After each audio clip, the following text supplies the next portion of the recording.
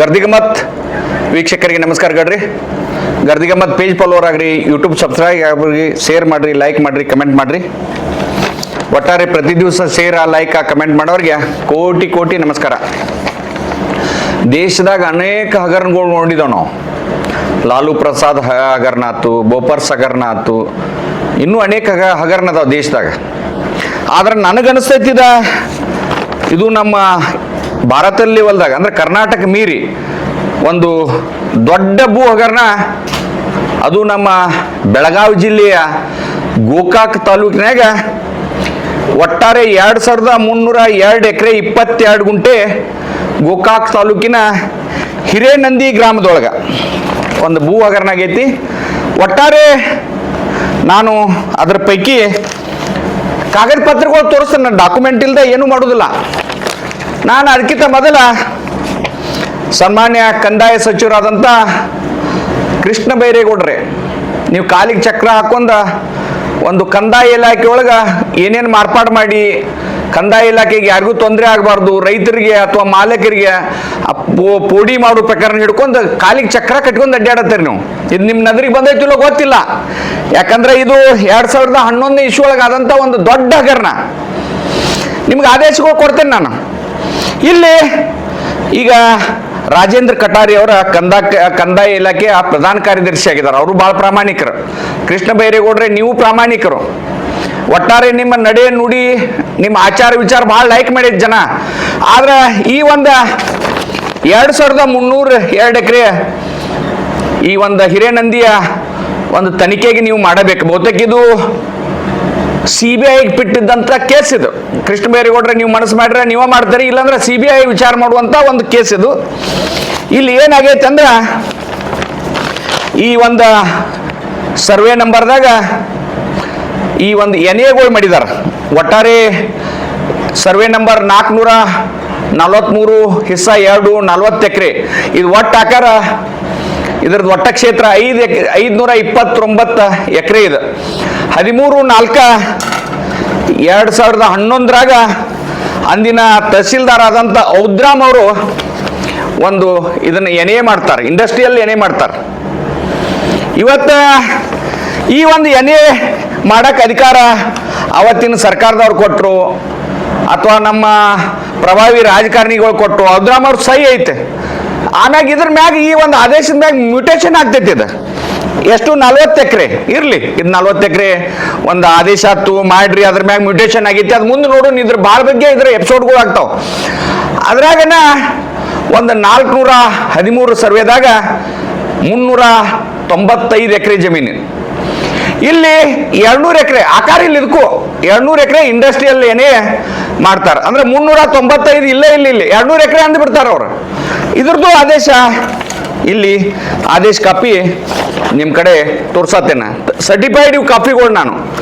ಅದೇ ಇದನ್ನ ಇವತ್ತು 200 ಎಕರೆ ಎನೆ ಮಾಡಕ್ಕೆ, ಇಂಡಸ್ಟ್ರಿಯಲ್ ಎನೆ ಮಾಡಕ್ಕೆ ಆಕಾರ ಇಲ್ಲ ಜಮೀನಕ್ಕೆ ಯಾರ ಒಂದು ಆದೇಶ ಮಾಡಿದ್ರು, ಸರ್ಕಾರಿ ಆದೇಶ. ಒಟ್ಟಾರೆ ಇವತ್ತು ಇವು ಮ್ಯೂಟೇಷನ್ ಆಗಿದಾವ. ಈ ಜಮೀನುಗಳನ್ನ ಪ್ರಭಾವಿಗಳ ತಗೊಂಡಾರಂತರು. ಮತ್ತು ಅದ್ರಾಗ ಒಂದು ಕಡೆ ಇದ್ರ ಬಗ್ಗೆ 443 ಹಿಸ್ಸಾ ಇದು extent about 40 acres respectively owned by Shri Saubhagyalakshmi ಸುಗರ್ಪಾರ್ ವಸಂತರಾವ್ ವಿ ಪಾಟೀಲ್ ಅನ್ನೋರ ಇದು ಹೆಸರಲ್ಲೇ ದಾಖಲಾಗಿರ್ತೈತಿ. ಆದ್ರ ಇವತ್ತು ಇದು ಮ್ಯೂಟೇಷನ್ ಡೇಟ್ 27/6/2007 ಅಂತಾರೆ. ಅಂದ್ರೆ ಒಟ್ಟಾರೆ ಈ ಜಮೀನ ಹೆಂಗೆ ಖರೀದಿ ಆಯ್ತು, ಆಕಾರ ಇಲ್ಲ ಜಮೀನು ಖರೀದಿ ಹೆಂಗಾತು, ಒಟ್ಟಾರೆ ಇದಕ್ಕೆ ತಹಸೀಲ್ದಾರ್ ಅವರಿಗೆ ಯಾರು ಅನುಮತಿ ನೀಡಿದ್ರು, ಏನೇ ಮಾಡುವಂಥ ಅಧಿಕಾರ, ಇಂಡಸ್ಟ್ರಿಯಲ್ ಏನೇ ಮಾಡುವಂಥ ಅಧಿಕಾರ ಯಾರು ಕೊಟ್ಟರು, ಅವತ್ತಿನ ಜಿಲ್ಲಾಧಿಕಾರಿ ಆಯ್ತು, AC ಆಯ್ತು, ಅವತ್ತಿನ ಯಾರ್ಯಾರು ಇದ ಅಧಿಕಾರಿಗಳು ಅದಾರ, ಇಷ್ಟೆಲ್ಲ ಈ ನಮ್ಮ ಜಿಲ್ಲಾದಾಗ ಒಂದು ದೊಡ್ಡ ಹಗರಣ. ಭಾಳ ಮಂದಿ ಕೇಳ್ತಿರ್ತಾರೆ, ನೀವು ಬರೀ ಗೋಕಾಕ ಮತ್ತು ಅರಬಾವಿ ಯಾಕೆ ನೀವು ಬೆನ್ನ ಎತ್ತಿದ್ದೀರಿ ಅಂತ. ಅದಕ್ಕೆ ಈ ಸೌಭಾಗ್ಯಲಕ್ಷ್ಮಿ ಸಕ್ರಿ ಫ್ಯಾಕ್ಟ್ರಿಗೆ ತಹಸೀಲ್ದಾರ್ ಏನೇ ಮಾಡಿದಕ್ಕೆ ಮತ್ತೀಗ ನಮ್ಮ ಅಂದ್ರೆ ಬಂದು ನಿಂದಿರ್ತೈತಿದ್ದು. ಈಗ ಸೌಭಾಗ್ಯಲಕ್ಷ್ಮಿ NCTL ಹೋಗಿ ಅದ ಪಾಪರ್ ಆಗಿ ಇವತ್ತು ಲಕ್ಷ್ಮೀ ನರಸಿಂಹ ಸಕ್ರಿ ಫ್ಯಾಕ್ಟ್ರಿ ಅಂತಾರೆ. ಮೊನ್ನೆ ಬಾಲಚಂದ್ರ ಜಾರಕಿಹೊಳಿ ಹೇಳ್ರ ಲಕ್ಷ್ಮೀ ನರಸಿಂಹ ಸಕ್ರಿ ಫ್ಯಾಕ್ಟ್ರಿಗೆ ನಾ 80 ಕೋಟಿ ಸಾಲ ಕೊಟ್ಟಿದ್ದೇನು, ನಾನು ಅದನ್ನು ವಸೂಲು ಮಾಡ್ತೇನೆ ತುಂಬಲಿಲ್ಲ ಅಂದ್ರೆ ಅಂತೇಳಿ ಮಾನ್ಯ ಬಾಲಚಂದ್ರ ಜಾರಕಿಹೊಳಿ ಅವ್ರು ಹೇಳ್ರಿ. ಇವತ್ತು ಈ ಕಾಗದ ಪತ್ರ ಏನದಾವ ಅನ್ನೋದ ಆತ್ಮಾವಲೋಕನ ಮಾಡ್ಕೊರಿ. ನಾವಂಕೆ ಇದನ್ನ ಇಲ್ಲೇ ಬಿಡುದಿಲ್ಲ. ಈಗಾಗಲೇ ನಾನು ಕೃಷ್ಣ ಬೈರೇಗೌಡ್ರಿಗೆ ಆಯ್ತು, ಕಟಾರಿ ಆಯ್ತು, ಮತ್ತು ಯಾರು ಸಂಬಂಧಪಟ್ಟವ್ರಿಗೆ ಅಂಕೆ ಬೆನ್ನು ಹತ್ತೇನೆ ಇದನ್ನ. ಅದಕ್ಕೆ ನಾನು DCC ಬ್ಯಾಂಕಿನ ಈಗೇನ ಲೀಗಲ್ ಟೀಮ್ ಐತ್ಲ, ಇವು ದಾಖಲೆಗಳು ನೋಡಿ ಸೌಭಾಗ್ಯ ಲಕ್ಷ್ಮಿ ಅಥವಾ ಲಕ್ಷ್ಮೀ ನರಸಿಂಹ ಫ್ಯಾಕ್ಟ್ರಿಗೆ 80 ಕೋಟಿ ಸಾಲ ಕೊಟ್ಟರು ಹೆಂಗ.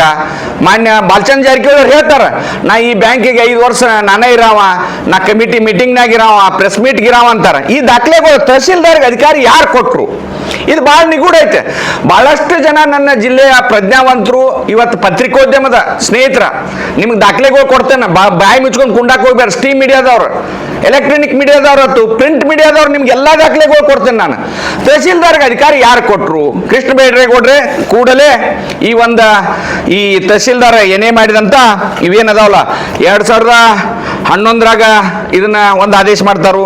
ಆಮ್ಯಾಗ 2015/3/2000 9ರಾಗ ಒಂದು ಆದೇಶ ಮಾಡ್ತಾರೆ. ಅದನ್ನ 15/3/2010 ತಗೋತಾರ ಆದೇಶ. ಒಂದು ವರ್ಷ ಇಲ್ಲೇ ಡಿಲೇ ಆಗ್ತೈತೆ. ಅಂದ್ರೆ ಒಟ್ಟಾರೆ ನಮ್ಮ ಬೆಳಗಾವಿ ಜಿಲ್ಲೆಯ ಗೋಕಾಕ್ ತಾಲೂಕಿನಾಗ ಈ ಒಂದು ದೊಡ್ಡ ಹಗರಣದ ಬಗ್ಗೆ ಈ ಏನೈತ್ಲ ಇದು 2302 ಎಕರೆ ಹಗರಣ. ಇನ್ನೂ ಇದು ಭಾಳ ಅದಾವ, ಸರ್ವೆ ನಂಬರ್ ಭಾಳ ಐತಿ, ಜಮೀನು ಅದ. ಇದ್ರಾಗ ಬಹಳಷ್ಟು ಜನ ರಾಜಕಾರಣಿಗಳು ಖರೀದಿ ಮಾಡ್ಕೊಂಡಾರ. ನೀವು ಯಾರ್ಯಾರ್ದು ಹೆಸರು ಬೇನಾಮಿ ಮ್ಯಾಗ.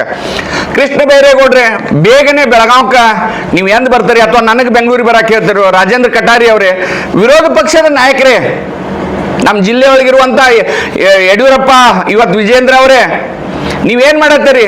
ಇಂಥ ಒಂದು ದೊಡ್ಡ ಹಗರಣ ಇವತ್ತು ನಿಮ್ಮದೇ ಪಕ್ಷದಲ್ಲಿದ್ದವ್ರಿ ಇವರು.